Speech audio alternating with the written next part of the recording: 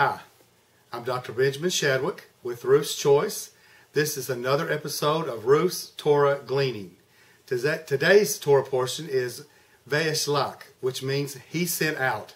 Who sent out? Well, we know that it was Jacob, because Jacob was expecting very soon to meet his brother, and it was kind of a little bit of a scary meeting, you could say. The last time they had seen each other didn't go so very well. So you could say Jacob is a little nervous probably, and even actually probably has some fear.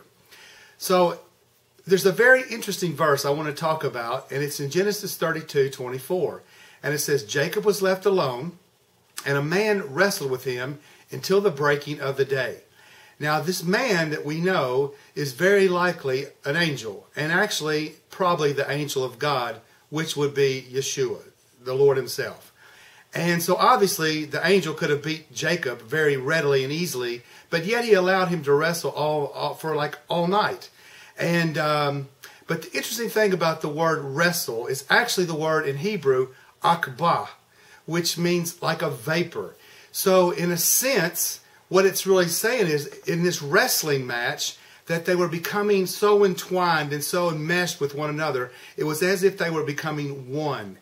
And that may seem a little odd, a little strange to you, but I can kind of relate to this, because I remember when I was a young person in my teenage years, and my dad would sometimes, I could be totally minding my own business, and he might just show up and grab me, and next thing you know, we're in this great wrestling match. And it was not for anger, or it was just totally for fun. And the thing is, my dad was so strong, and he could get a hold of me, and he could wrap himself all around me to the point where I almost couldn't even move.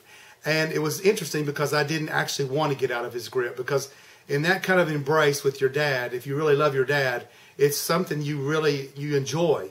And I see this is kind of what's going on here.